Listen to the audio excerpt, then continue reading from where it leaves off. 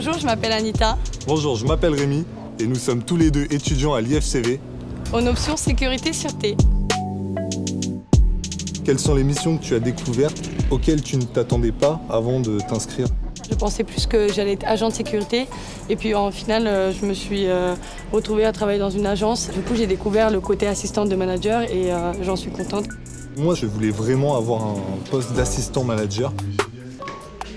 Je sais que j'ai beaucoup de mal avec l'injustice. Depuis toute petite j'ai ressenti ça en fait. Je me rappelle quand on vous a ramené en France, moi et maman, vous étiez toute petite.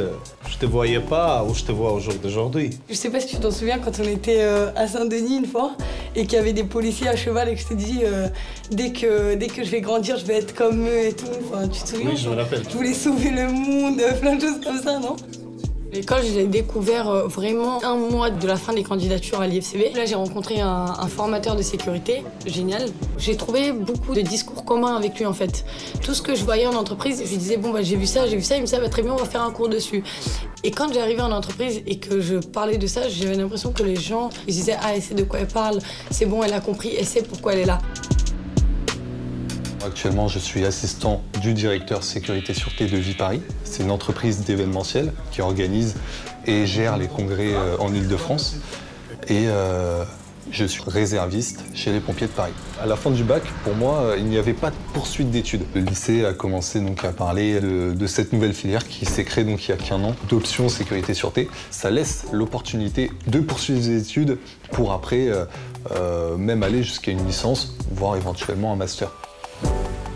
Il y avait une dame qui a eu un malaise dans le bus. Ah oui, c'est vrai. Elle a vidé le bus pour aider la dame. Je me sentais comme un super-héros. Oui, j'avais même appelé les pompiers, j'avais fait les premiers secours.